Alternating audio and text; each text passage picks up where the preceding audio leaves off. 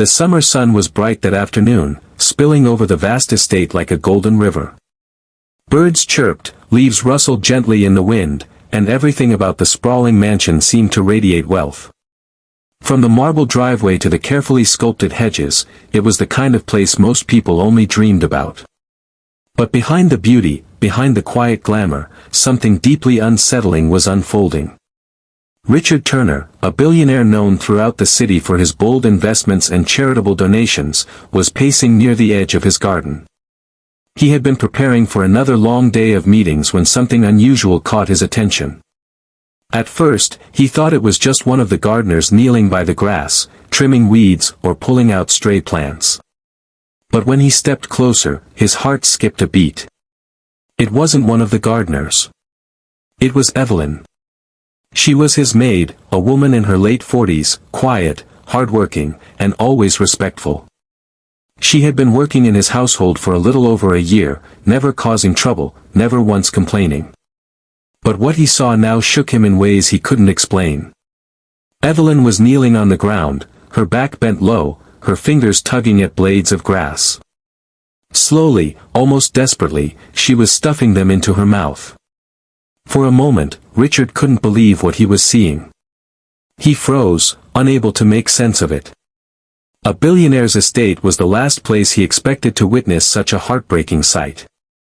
He cleared his throat, trying not to startle her. "Evelyn, what are you doing?"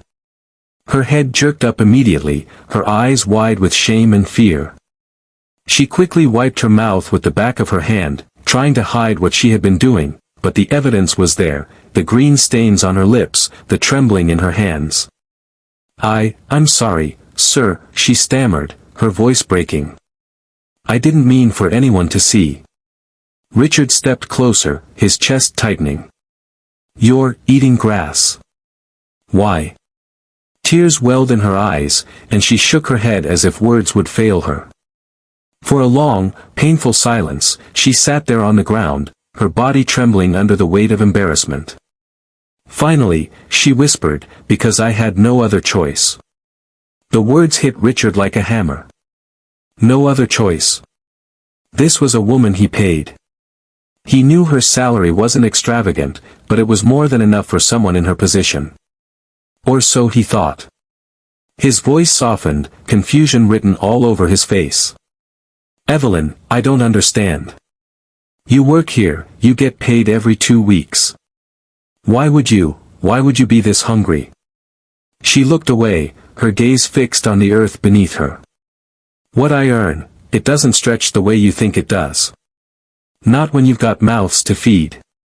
Not when you're trying to keep the lights on in a place that hasn't seen hope in years." Richard felt his throat tighten. He crouched down to her level, wanting to look into her eyes, but she wouldn't meet his.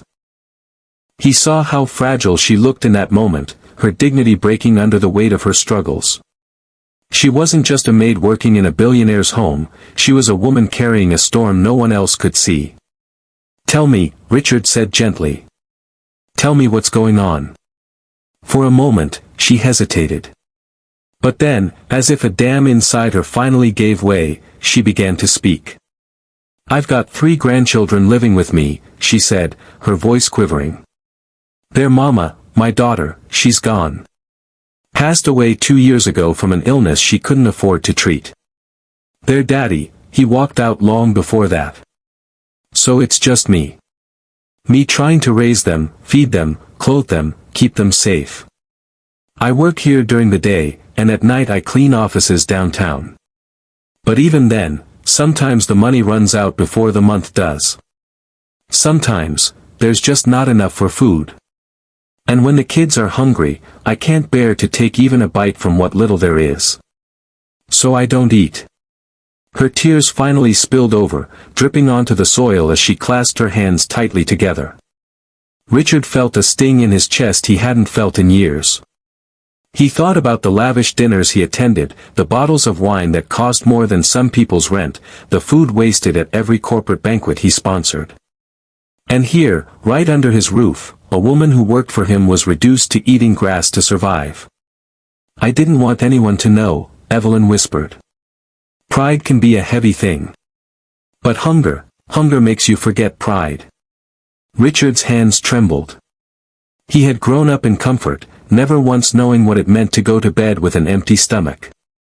He had spent his life climbing higher and higher on the ladder of success, believing his wealth insulated him from the worst parts of life. But now, in his own garden, the truth stared him down. "Evelyn," he said, his voice breaking in a way it hadn't in years, "why didn't you say something? Why didn't you come to me?" She finally looked at him, her eyes swollen and raw from holding back too much for too long. "Because rich men don't see people like me. Not really. And I couldn't bear the thought of asking for help, only to be turned away." Her words sliced through him. He realized then how invisible she must have felt, how easily people like her could be overlooked. All the money in the world, all the power in his hands, and he hadn't noticed the suffering of someone who worked in his own home. Richard lowered his head, his vision blurring as his emotions surged. He had never cried in front of an employee before. But as he looked at her, hungry, ashamed, yet still fighting for the people she loved, his heart ached in a way he couldn't suppress. For the first time in his adult life, the billionaire found himself weeping in his garden. And he knew, deep down, that his life, and hers, was about to change forever. Richard wiped his eyes quickly, ashamed of showing so much vulnerability, but he couldn't stop the ache inside his chest. He stood and extended a hand to Evelyn, helping her rise from the grass. "Come with me," he said quietly. She shook her head. "Sir, I need to finish the laundry. I don't want to fall behind." He looked at her with disbelief. "Evelyn, you're starving. The laundry can wait. Please." His tone was different, softer, stripped of the authority he usually carried. Reluctantly, Evelyn nodded and followed him into the house. Inside, Richard led her straight to the kitchen. The marble counters gleamed, the refrigerator was stocked with gourmet foods, yet Evelyn's hands trembled as if she didn't belong there. She stood awkwardly near the doorway while Richard began pulling things out: bread, fruit, cheese, leftover roast chicken. He placed them on the counter, glancing at her. "Eat," he said. Her eyes widened. "Sir, I can't, this is your food." He almost laughed at the absurdity. "Evelyn, it's food. And right now, it's yours. Please." Her pride warred with her hunger, but the gnawing emptiness in her stomach won. Slowly, hesitantly, she reached for the bread. The first bite made her close her eyes, as if she'd been given a gift too precious to describe. She ate quietly, but Richard could see how much she needed every morsel. He leaned against the counter, watching her, his chest tight. He thought of all the meals he had taken for granted, all the waste he had turned a blind eye to. Seeing Evelyn eat with such gratitude tore something open in him. When she finally slowed down, she whispered, "Thank you, Mr. Turner. I'm sorry you had to see me like that." Richard shook his head. "Don't be sorry. I should be the one apologizing, for not noticing, for not asking. You've been carrying this burden alone, and I didn't even know." She lowered her gaze, ashamed. "I didn't want pity. I just wanted to do my job." He walked closer, his voice low but firm. "This isn't about pity, Evelyn. This is about justice. You work harder than most people I know, and yet you and your grandchildren go hungry. That's not right. Not in this house. Not on my watch." For the first time, she looked at him with cautious hope. "What are you saying?" Richard exhaled slowly. "I'm saying things are going to change. Starting today." That evening, Richard cancelled his meetings. He asked Evelyn to sit with him in the study and tell him everything: her bills, her late-night cleaning job, her grandchildren's school struggles, even the nights she went without food so the kids could eat. At first, she resisted, but his insistence was gentle and genuine. Slowly, she shared piece by piece, until the whole picture of her life lay bare before him. By the time she finished, Richard's heart felt heavier than it had in years. He thought of his own children, grown and scattered, who never once had to worry about going to bed hungry. He thought of the mansion he lived in, where food was wasted daily while Evelyn's family suffered silently. "You've been invisible too long," Richard said, his voice breaking. "But not anymore." That night, after Evelyn left for her second job, Richard sat alone in the silence of his study. He stared at the glowing city skyline outside his window, a city he had conquered with deals and money. But in that moment, he realized the truest measure of wealth wasn't what he had built, it was what he chose to give. He made a decision. The next morning, Evelyn arrived early, as she always did, ready to work. She walked into the kitchen and froze. On the counter sat several grocery bags filled with fresh food, vegetables, meat, milk, bread, even small treats for children. Next to them lay an envelope with her name written in Richard's hand. Her hands shook as she opened it. Inside was a note. "You will never go hungry again.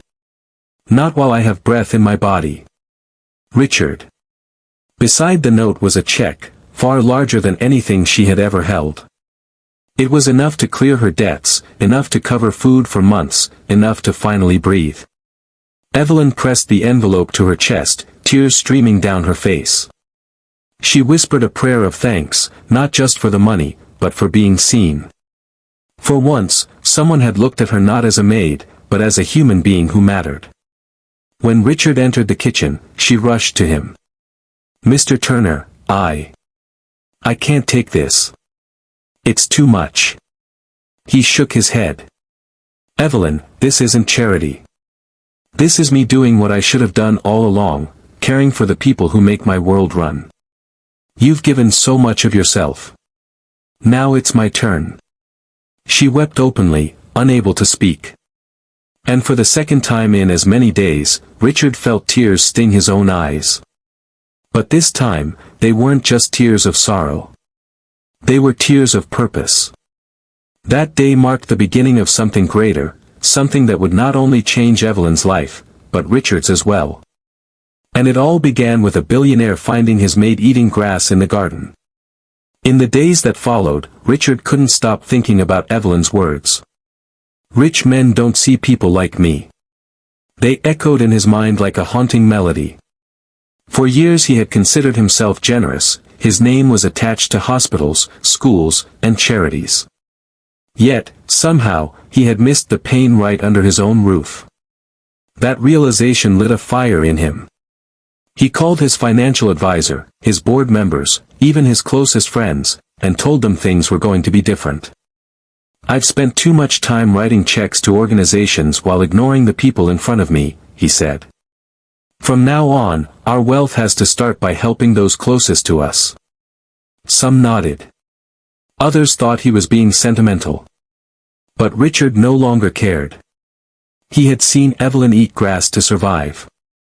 That image would never leave him. At the mansion, changes came quickly. Evelyn no longer juggled two jobs, Richard doubled her salary and insisted she take evenings off to be with her grandchildren. He arranged for tutors to help the kids with schoolwork and covered their tuition. He even set up a trust fund to ensure their future would never be as fragile as their past. At first, Evelyn struggled to accept it. Pride still lingered, whispering that she didn't deserve such generosity. But then she saw the light return to her grandchildren's eyes when they opened the refrigerator and found it full. She saw them laugh again, unburdened by hunger. And she knew, sometimes accepting help was the bravest thing you could do. One evening, Richard visited Evelyn's modest home for the first time. The neighborhood was worn down, the paint on houses chipped, sidewalks cracked. Children played with makeshift toys in the street, their laughter mingling with the hum of cicadas. Evelyn's grandchildren ran to greet her as she stepped out of Richard's car. Their clothes were simple, but their smiles glowed like sunlight. "This is Mr. Turner," Evelyn introduced softly.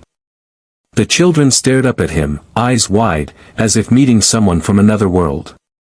Then, shyly, the youngest, a little girl with braids, whispered, "Thank you for helping Grandma." Richard felt his throat close up. He bent down and smiled. "It's my honor." Inside, he saw the truth Evelyn had spoken: bare cupboards, old furniture held together with tape, walls in need of repair. Yet, despite the hardships, love filled every corner. The children giggled as they did their homework at the table, Evelyn humming as she cooked a simple meal with the groceries he'd provided. Richard realized then that wealth wasn't measured in houses or cars or bank accounts. It was measured in moments like this, watching a family's hope flicker back to life. Before leaving, he made a quiet promise to himself: he would never again let someone in his circle feel unseen. Months passed, and word of Richard's transformation spread. It wasn't the charities or the business deals that people talked about, it was the story of a billionaire who had found his maid eating grass and chose to change her life.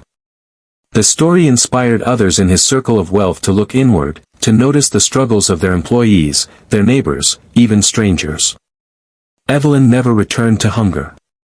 She still worked in Richard's home, but now with dignity, security, and peace. Her grandchildren thrived, their laughter ringing louder than ever. And Richard found something he hadn't realized he was missing: purpose. Late one night, as he sat in his study overlooking the glittering skyline, he thought back to that moment in the garden. To the sight of Evelyn on her knees, trying to hide her shame. To the tears they both shed. That single moment had undone years of blindness. He whispered into the silence, as if speaking to his late wife who used to remind him to stay humble: "I finally understand. True wealth isn't about how much we keep. It's about how much we give away." The story of Richard and Evelyn wasn't just about a billionaire and his maid. It was about the invisible battles people fight every day, about how easy it is to overlook them, and about the extraordinary change that happens when someone decides to see. And it all began with grass in a garden.